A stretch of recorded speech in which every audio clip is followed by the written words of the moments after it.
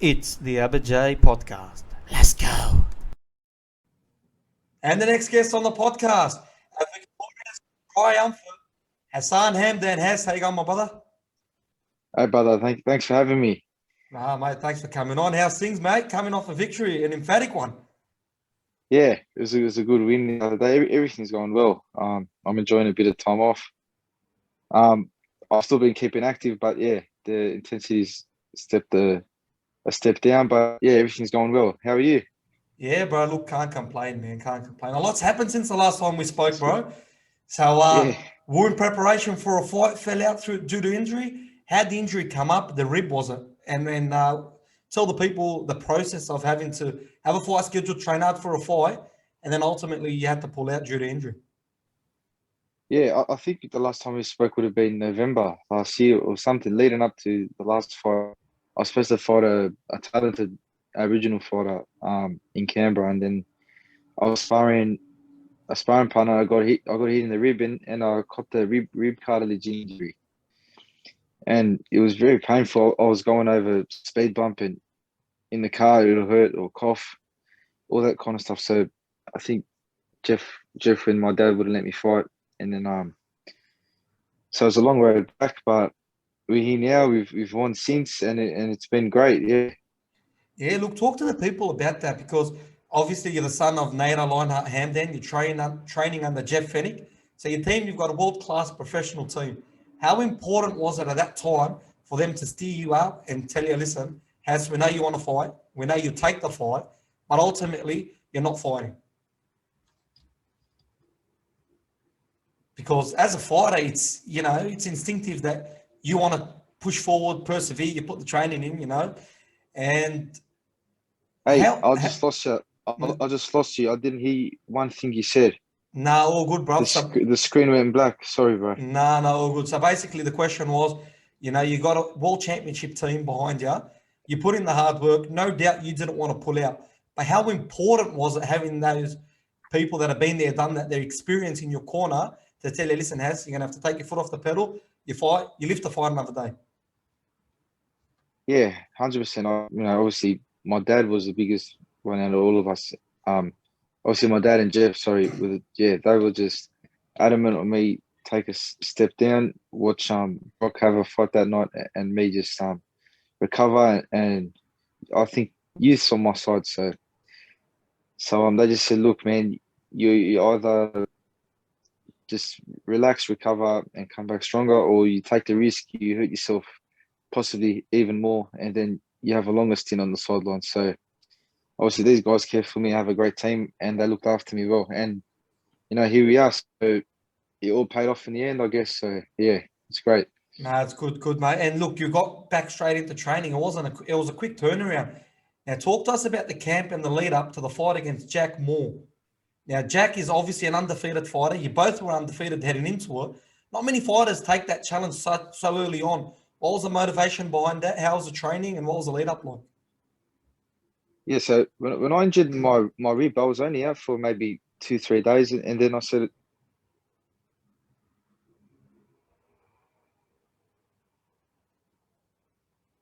Okay, we've temporarily lost Hassan Hamdan. We're looking to get him back as soon as possible. The internet connection in Australia, honestly, they make us pay for NBN. Connection hasn't really been well. Had a bit of troubles, technical issues. We're going to get young Jamie. Jamie's going to solve the issues on the other side of this. I am really not sure as to why the connection ain't. I think we cut out. Sorry, bro. You on? Yeah. Can you hear me? Yeah, listen, man. While podcast, Russia Yeah. and China are trying to hack me. I don't know what's going on. I think my Wi-Fi is connected to the Macca's up the road or And something. nah, it's all good, man. This is good for the viewers. I'm telling you, they're gonna love this stuff. Oh, where were we? So basically, it was a short turnaround. You only took a couple of days off with the rib injury. You were back in the gym. Yeah, Talk to us about that. back in. I kept running. I made sure I kept my road work up because that's where you just keep fit. I was just running I was running close to 40 to 50 k's a week. Um, just keeping that up and just staying fit, shadowboxing, doing everything that I could have. Obviously, Jeff helped me with stuff to do. And then when it was time to start sparring again, it was straight into it. I put a pad over my rib and taped around it, and we carried on like nothing happened. And yeah, I moved down to 60 super lightweight, 63 and a half for this fight. It's the first time I've ever been to that weight, and we got a new nutritionist on board. And I'd like to thank Mark Burris and Joe Molinari for introducing me to this guy, and obviously sponsoring me with this guy, this nutritionist. His name's Jordan Sullivan. He's the nutritionist for Israel Adesanya, the UFC world champion, He's and a, a he's few a other fight big dietitian, names. yeah, man. He's Yeah, a, the fight dietitian. Yeah, he's awesome. I never went hungry under him, and it was good. I was thinking, how the hell am I going to get to 63? But he made it easier than I ever thought it would be. And he's also working with Brock now too. So yeah, he'll be helping Brock get to a world title. So yeah, he's a great guy. So got a nutritionist on board, and yeah, everything was just smooth sailing. I think it was perfect. I think just the weight cut, the sparring. I was sparring Troy O'Meara, who's a former Australian junior middleweight champ. So sparring heavier guys. Um, yeah, everything was perfect. And then leading up to the fight night, we dropped the weight, and then I put on about 7 kilos in the one night. Put the weight back on, rehydrated, and we were ready to go the next day. So has talked to us about fighting without a dietitian and nutritionist in your corner, then having the luxury of having Jordan, the fight dietitian. You don't get better than this, like more experience in the fight game. He understands how you got to go into a fight, nutrition, and you don't want to deplete yourself that close to a fight. So like you said, it was important. You had your eating leading up to it. How did you find that affected your performance? How much did it help? Yeah, Jeff, our team, Jeff never really believed in all this new day age science stuff and water loading and all that stuff. We were just doing old school stuff, and then Jack Brubaker, another teammate of ours, used him for his last fight, and I think he would have been like 74, 75 kilos, and then 4 days later he was 66. And we said, "How the hell did you do that?" It was like, "What the hell?" And then he's like, "I'll use this guy, and I trust him." And I said, "Man, I don't think you're gonna make the weight." So then I was sitting down at home watching the weigh, and he steps on the scale, 66.6. I said, "All right, I'm using this guy for my next one." So yeah, it's good this new day and age of technology and all this stuff. We're finding out new ways to do things, and it's great having Jordan on board. Yeah, bro. Look, it's a luxury, man. I remember when I first walked into a jiu-jitsu gym, we weren't allowed to drink water during the session. The old school Yeah, fellas, they're not really in tune with the sports science and stuff. But when they see results, they start to be a bit more accepting and they accommodate for it much more. yeah, 100%. That's Jeff. Like, probably would have. He told me back in his day he would be scared to have water in between rounds or in between training sessions, and because you put on weight. And then Jordan was there making us have three to 4 liters a day every day, which was something different. And at the start, I found it hard to do, but then it got easier. And then now, me post one week post fight, I'm still drinking heaps of water. So we're just keeping that up, and I think it's a healthier way to do things now because I feel very strong in there. That's the most important thing, man. It's about getting you, in prime, fit, tip-top shape for fight night. And I guess that's what the science is allowing and affording the fighters to do these days. 100%, 100%. So talk to us. The lead up now, the training was good. You're coming up from a cartilage rib injury, which is a menacing injury. How was the lead up towards the fight the night before, the week of? How are you feeling going in against, again, another undefeated fighter? Someone's had to go. And, talk to us about the feelings of going into the ring like that. Yeah, so I think Jack was supposed to fight someone else, and I was matched. I wasn't matched, so I was just against TBA. Paul Nazar was trying to find me an opponent, and it's pretty hard to match me. Obviously, no guys like for during COVID and all that kind of stuff. Probably, I don't know what their reasons were, but no one really wants to take the fight. And then his opponent pulled out, and then Paul asked me, and I put my hand up straight away. And my dad said, "Oh, he's way a bit more experienced than you. I don't think you should take the fight." And blah blah blah. And I just said, "Dad, like this the kind of this I got in this sport, just to fight, test myself and fight the best. So obviously this guy's not at the top level, but for me, I think it was a massive step up. And he had heard over 70 amateur fights or something. I only had about 7, so it's a massive step up for me. Um, I was nervous and all that, but I trusted in my training. I trusted in Jeff, trusted in my father, my team, and we got in there and we got the win. It was a hard fought victory, but I think one judge had it a draw, which I don't think was right, but another judge had it 4-2 to me, and another judge had it 5-1 to me. You know, I'll take both of them, but yeah, definitely wasn't a draw. Yeah, listen, the judging leaves your head scratching these days. In combat sport, I don't know how they give these license to these officials. It's like, come on, man, what are you watching? We're watching the same fighty. Yeah, yeah. No, it was a very competitive fight. This guy pushed me to a place I've never been to before, but I felt like I slowed him down with the body shots, and from probably the third round onwards, it was all me. It was pretty much all me, and I think I got to thank Jeff for getting me fight fit, fight ready. I don't think I've ever met a Jeff Fenech fighter that's unfit. Aye, that's Not at true, all. man. Oh, look, was Jeff ever out of shape, man? Talk to us about the training. Can you come, under 100% under a Jeff Fenech camp? You know, he's got standards. Oh, he's been around the block, so Jeff's obviously fought for world titles and fought the best around the world in his day. And I think back in them days, it was probably be harder than it is now.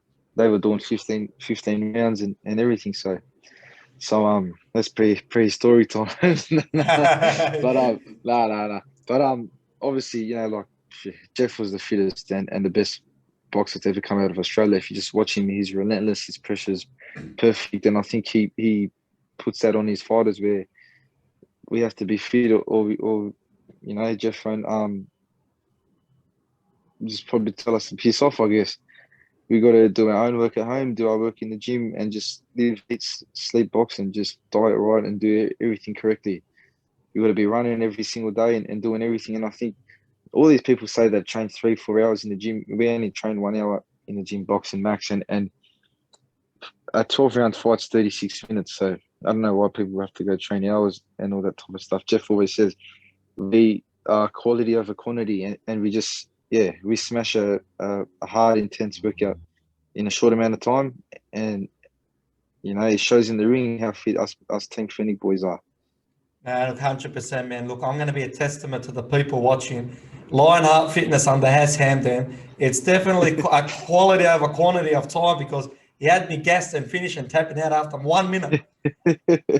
Put me into retirement. We had a few good sessions. Right, listen. That's 100%. 100%, mate. Trained by the best. Listen, guys, if you're ever looking to get fit, you want to be in tip-top shape, the guy's done it all. He's a walking proof, mate. The proof's in the pudding. It's his profession. And it's just so I stuck to the kitchen, mate. I've put on more weight than ever. That's the married life. That's the married life. Get into that. Listen, enough about the married life. Talk to us about the post-fight celebration. Now, I've seen in the article you had one of your fans. You were posing with the photo. Well, tell us what was going on there. They put Jack Brubeck as a fan. I'll take that any day. Jack's a legend. Whoever wrote that obviously doesn't know their boxing too well, but I'm blessed to have a great support group and my brothers that are in my team. Jackie, Brock, all the boys that look after me, my sponsors and that. I have such great people behind me, and I can't thank them enough. Obviously we've got a long road ahead. Sorry, what were you saying? Yeah, you got to thank the people. Mate, you had the people roaring. The crowd, the boys came out in numbers.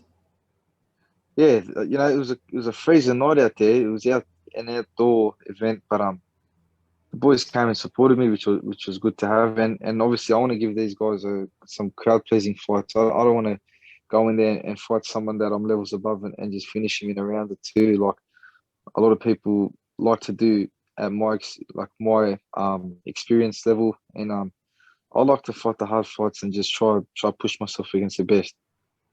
Yeah, no, 100%, man. Yeah, I'm always wanting and aiming to be in a crowd pleasing fight. And I just want to impress the people that pay their hard-earned money to come and watch us boys. 100%. It's no surprise, man. Look at the lineage of family you come from, mate. You're warriors boxing. If it's on the athletic field, it's on the football pitch, or it's on the boxing ring, you're turning up.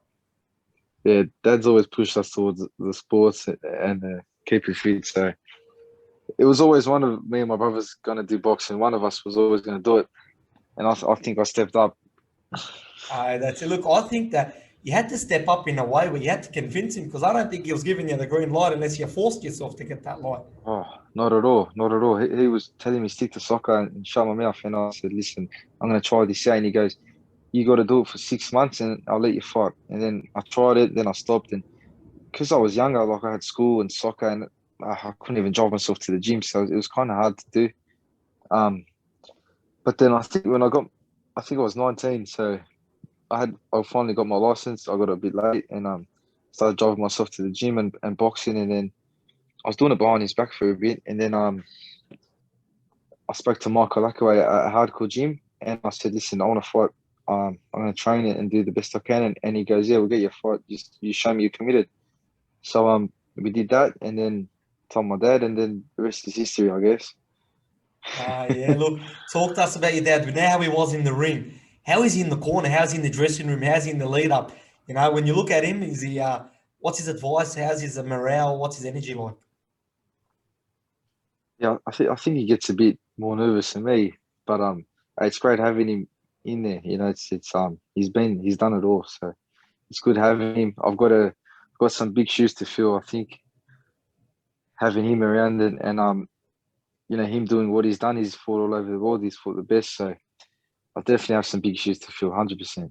Yeah, 100%. Like the shoes aside, like if your brother was getting into a scrap and you're in his corner, you know, you're more invested than if you were in there. Imagine your dad to a son. I couldn't imagine what he's gone through the whole process. He's putting on a poker face. I'm telling you. I think it's a bit. It's payback. I used to Yeah. I used to sit there biting my nails when he was in the ring. So it's a bit of payback for him. I'd pay to be a fly in the Hamdan family dinner table where he's a feeling to the lead up of the fight. I don't have much. I don't have much dinners. With them leading up to the fight. I'm sort of small meals early on. I don't eat after like 5 p.m. So Uh, if you want to have a meal with my old man, feel free to do so. Legend, legend.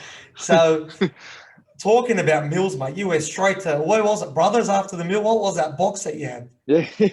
Me and my dad went straight to Brothers Kebab, and my youngest brother, Mohammed, straight to Brothers. Snack pack. I didn't finish it, but it was good. It was very good. I felt a bit sick after, but it's all good. But Uh, then straight from Monday onwards, straight back to normal. I'm back on my meals and listening to Jordan. I was supposed to fight again in 4 weeks at the Star City Casino, but things are very unsure now with the COVID situation, obviously. So it's a bit of a headache right now, but I'm just going to keep training, keeping active, and just yeah, keep at it, and hopefully ready for any call up at any time. yeah, look, it gets like that with COVID, eh? Because you just got to make sure you're in shape because if an opportunity arises, I mean, there's not many around these days. The events are small, lockdown laws and all these things that are happening. Bro, it's uncharted territory.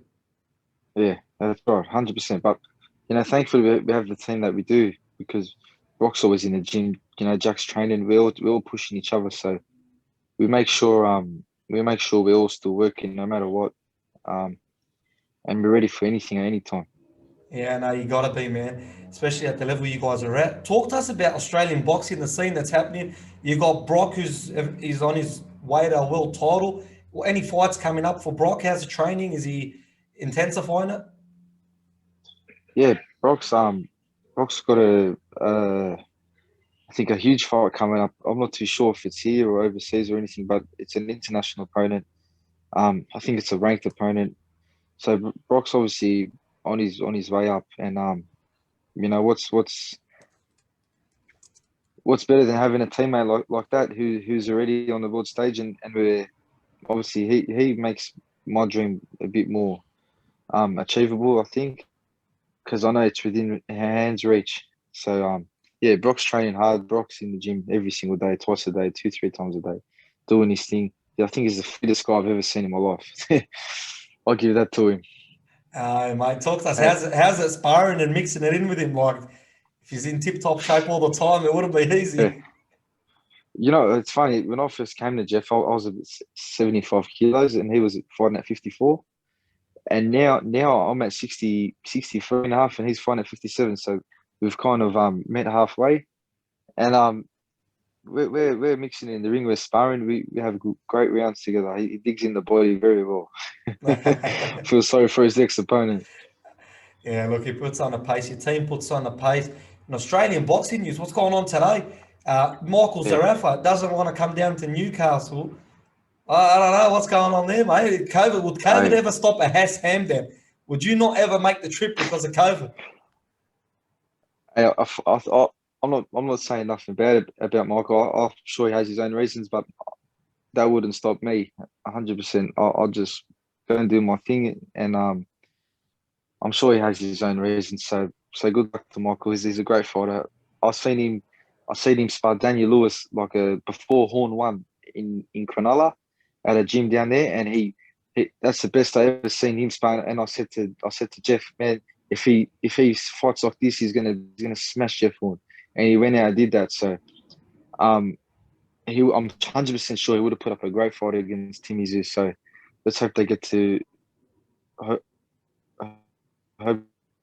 schedule and also give proper to fight team.